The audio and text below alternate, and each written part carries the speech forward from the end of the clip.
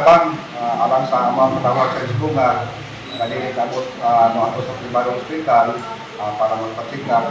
Pero karong panahon na namin pa kami ang gobyerno, ang ato ang gobyerno sa Lalawigan sa Tuwang Quezon, pangunahan sa itong mahal ng gobernadora, Ibon Ronya Cagas, Mintay Gayon. So, usa kami kang mission, ikalipay na magdako, labi na yun sa pinatibok ng official alinis barangay Musibunga. Ako ipagod sa katawhan sir nga sa kanunay ato ang suportahan ang mga programa sa ato ang gobernadora, labi na nining ilagang mission nga din ilang kahit karoon ng tuwiga, may tapos ng barangay, doon na pa yung musunod, din ang ato ang suporta sa katawhan, magpabilin na mo tambong o mo assess sa hanggayon nga programa sa itong gobernador. So, una ko ang katawan sa Musibunga, ang barangay official. Salamat yung lago kay Gobernador Bon Cagas sa hanggayon na medical mission sa barangay Musibunga. Salamat, sir.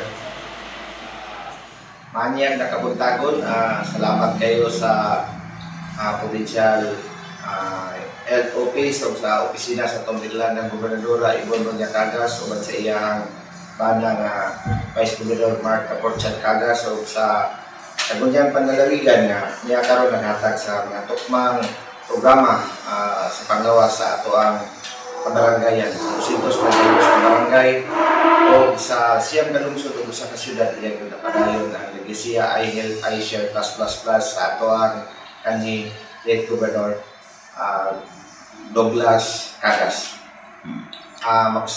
Mapasalamaton kami dako sa katawhan na inyong giblawan sa tibok ng kasing-kasing sa kadugay ng gihambi na mo ng serbisyo sa paglawas o mga proyekto na paabot din sa atong pinanggang gobernadora ang iyang kinasing-kasing kung na paglantaw isip pagbalos sa maayong gawi nga nahatag ko sa kidlawan para kaniya.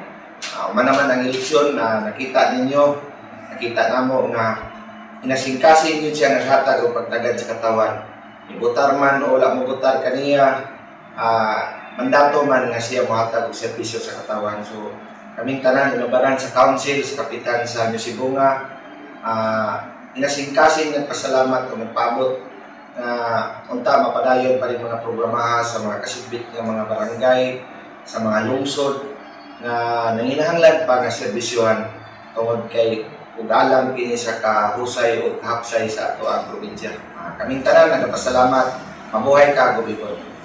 So, ang ato ang medical while waiting sa mga pasyente, pinaagi sa programa sa ato ang gobernadora nga diin gisugdan ni late Governor Dudong Cagas hantod karon sa 232 barangays dagakandag kitag medical. So, pinaagi sa programa sa atong probinsya, chance kini sa katawhan kay instead nga ato ang mga katawhan ni sa barangay mismo atong doktor o ospital ayuman uban po wala ikahatag sa doktor o ikabayad. So naman ang medical dapat makaatid no. So natin mga libreng operation diha duli ng mga pukol-pukol ug uban pa ibot og ipon na apon. So napon na to ang provincial veterinary aron sa paghatag po tambal sa para katawhan sa para po sila mga hayop nga naa silang panimalay. So pinagi sa programa sa atong probinsya, ato nang ipadayon og sugdan ang ato ang registration para sa atong medical mission. Salamat o may buntag kaninyong tanan.